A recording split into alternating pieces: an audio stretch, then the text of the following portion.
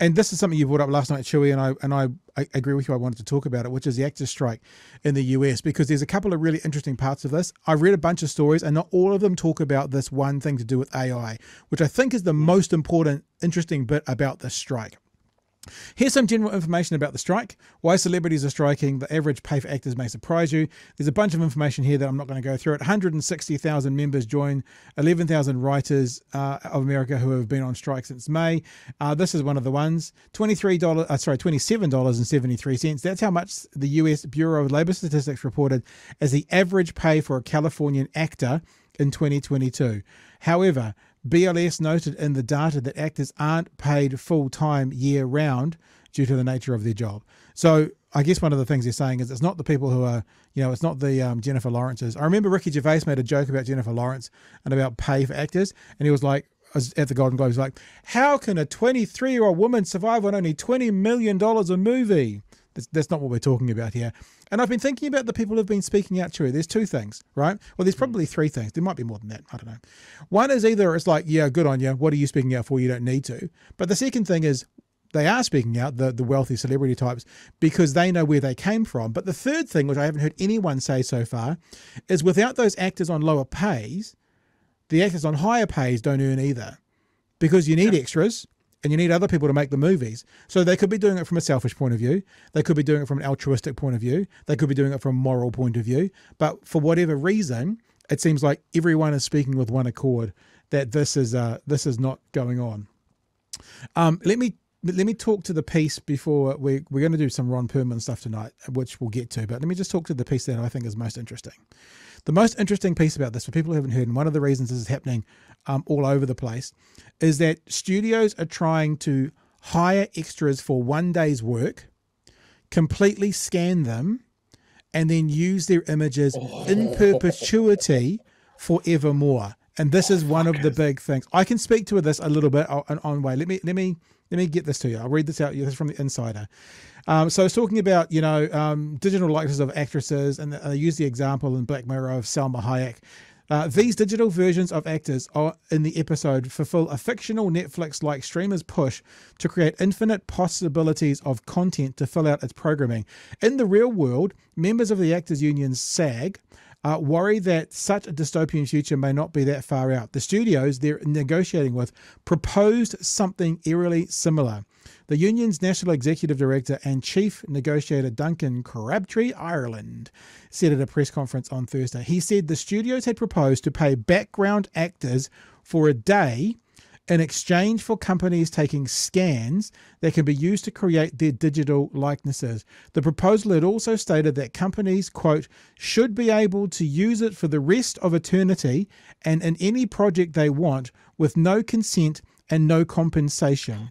Actors now face an existential threat to their livelihoods with the rise of generative AI technology, he added. This is one of the big things. And when I said I can speak to this, not from a personal thing, but I remember, because I'm very, very old, when streaming started. I remember when it started on TVNZ and TV3. I have a very, very, very good friend. Some of you will probably know who I'm talking about, but I won't mention their name as I use a neutral pronoun, who has been an incredibly high-profile television presenter for a very, very, very long time. This person had to go through the early stages and rewrite. I should be careful here because I'm not giving any details out. No, I'll say my understanding. I never saw it. Is that when, various streaming platforms, various television networks started streaming, there needed to be conversations around what about using my likeness in the international model. My contract only is for working in New Zealand. If you're starting to stream, then this is Australia, America, UK, like my likeness and my work is going to be now used internationally. That's not what I've been paid for. That was back then, right? And then there's been, 20, 25 years since then. And now what they're doing is they're basically going, well, we can pay you for a day and then we can own your likeness and then never pay you again. What was I watching the other day? Oh, Ready Player One. I love that movie, Ready Player One. I probably watched it 10 times. And I watched the making of. And if you know the movie Ready Player One, when they're in the scene, the 101 people who are going and try and win all the eggs, that's all AI, right? There's not AI, sorry. That's all, I can't think of the word. CGI. Digital. There you go. CGI. There's no people there, right? That's all CGI. That looks like people, but from the shots, the wide shots, when you can see 200 people, it's all CGI. Someone could come in to do a scan today, get paid for their day's work, $250, whatever, and their likeness could be used in a movie in 20 years from now that makes $1 billion at the box office, and they get nothing for it. That's one of the big parts about this negotiation, Chewy. Yeah, there's lots of fuck things, and I 100% stand behind them. The conversation I had with a friend yesterday was I guess a really good, knee-jerk's the wrong word, but he was like, the fucking cheek of someone like Matt Damon standing up and going, actors aren't getting a fair deal, and and he was like, this guy makes millions, and in all of these big movies, why is he the one that's standing up and saying? And it just prompted a really good discussion. It's like, well, okay, yeah, he makes big bucks, and you can say, well, yeah, sure, you make good compensation, but you lose your privacy. You might do one project and then not work for a couple of years. There's all of that. But it's also, you're the tentpole guy. If you say something, you're going to get your message out there more than, here is Joe Smith who does some extra work. Yeah. It's about solidarity, right? Yeah, imagine and like the fact that they're saying, look, the average actor is $27 an hour. Yeah. That changes the conversation quite a bit. I don't know why they pick on Matt Damon. Matt Damon is incredibly socially aware and does a lot of things. He fights for his mother's a teacher, he fights for teachers' unions, and they started up, him and Ben Affleck started up that Green Light production company where they were trying to help independent artists. He's probably the wrong person to pick on. It's like when people try to pick on Mr. Beast for being ableist. It's like, you're going down the wrong track here. You got to watch the body of work before you go down that path. But you're right. I mean, like, who's going to get people to a press conference? Matt Damon or Joe Schmo, Matt Damon's going to, because as ugly as it sounds, reporters want to be near him.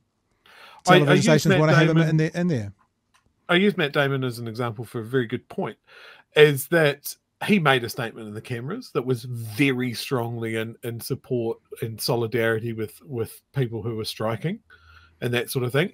And for me, that's seen some other statements, again, because his mum's a teacher and he supported teachers' unions and stuff like that.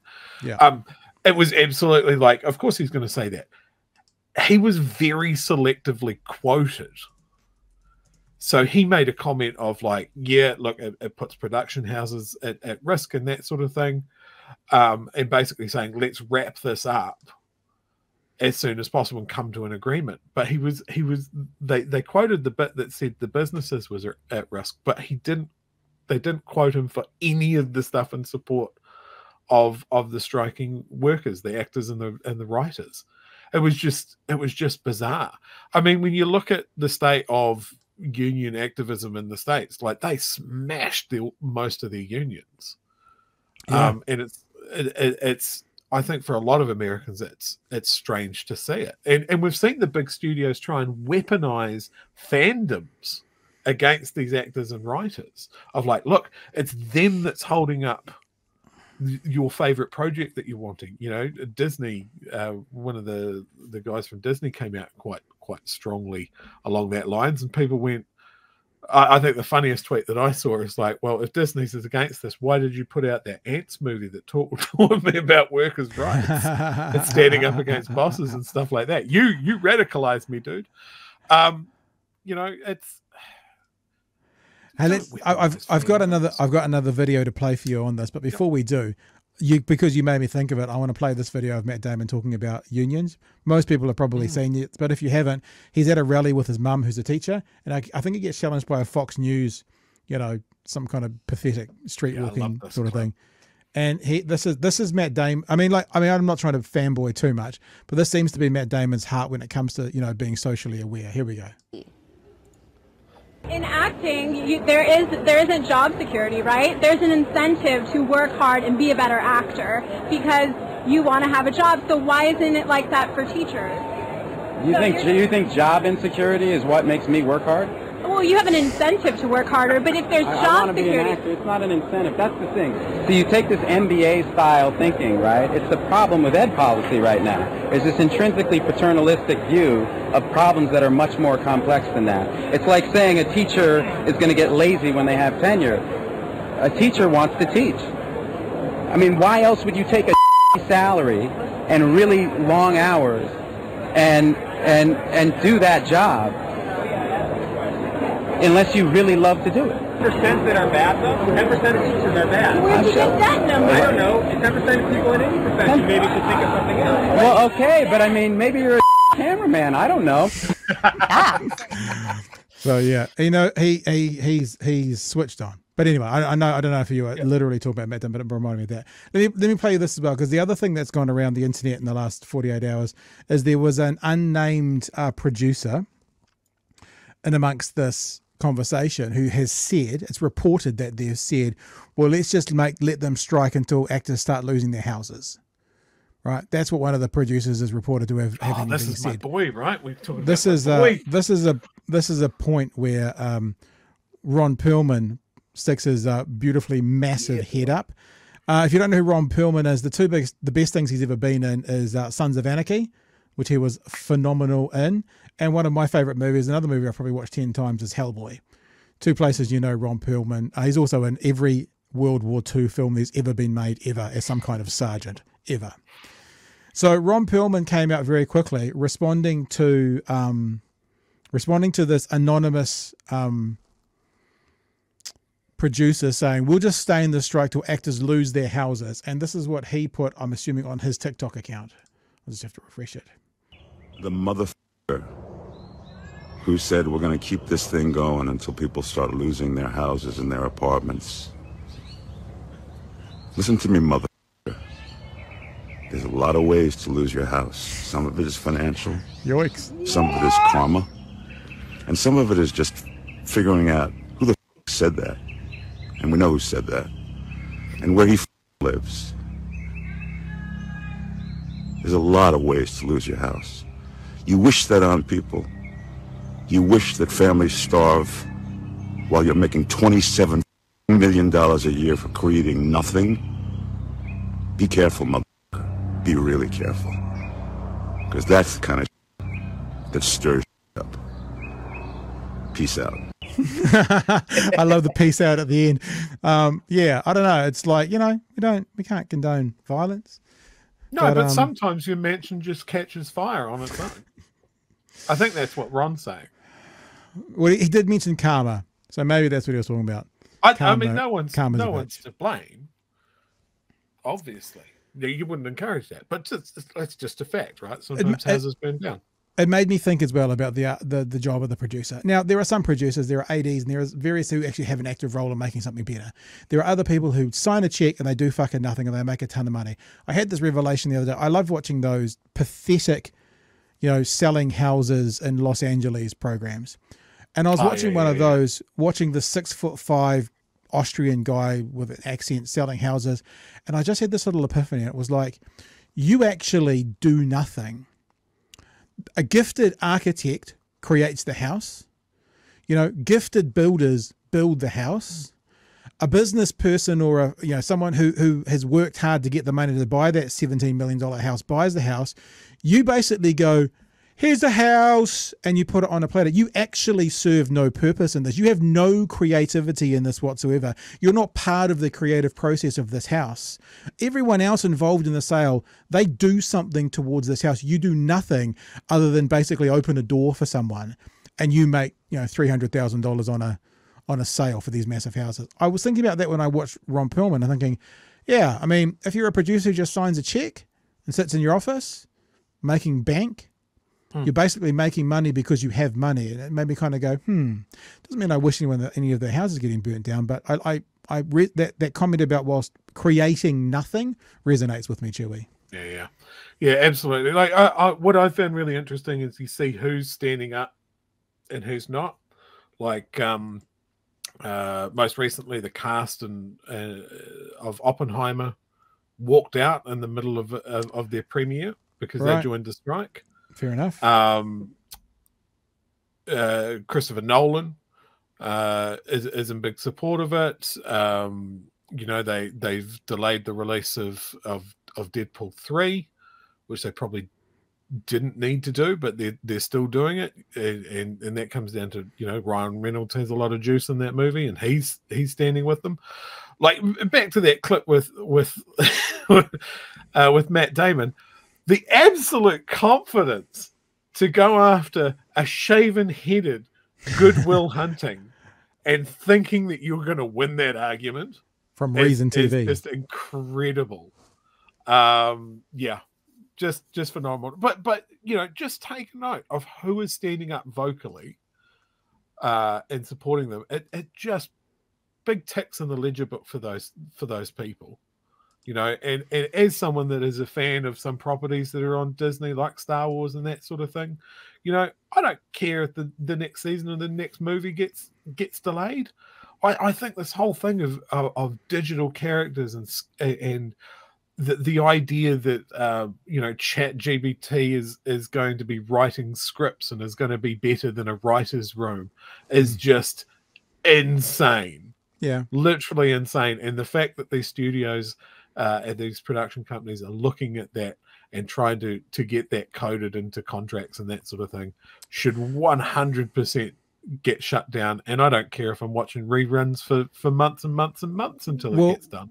Well, the other side of this is independent films and stuff might start to come back more. I mean, indie films have never gone away, but you know, indie films might start to be more in vogue for actors than big, massive, you know, things that want to use digital everything everywhere. You know, a writing team, a director, you know, actors who have to act the parts.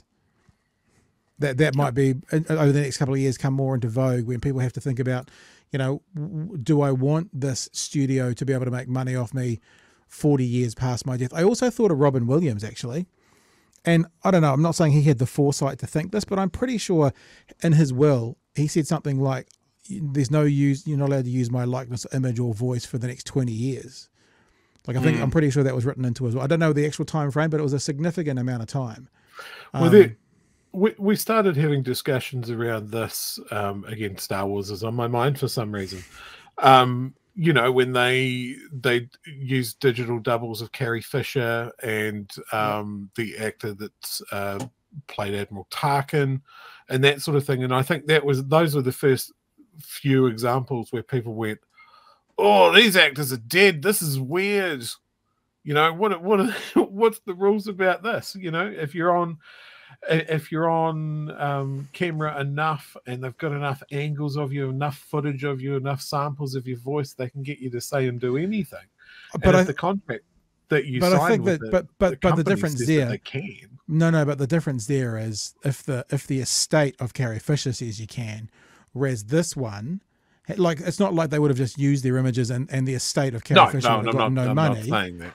But this is what they're saying is, we'll give you $250 for a day, and then we'll never pay you again. So I think there's a difference here. But here's the third thing, right? Fourth thing, ninth thing, 31st thing, is they don't actually need an extra to scan them to then put them in the background. They can just do completely digital people.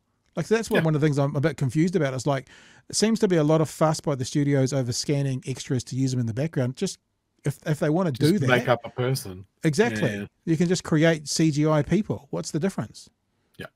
Yeah, it's a weird thing to put in, and of course it's going to make people gun shy. Imagine if you're starting out, you're a new actor or whatever, you get some extra work to pay the bills, right? And then your career builds and your career builds and your career builds.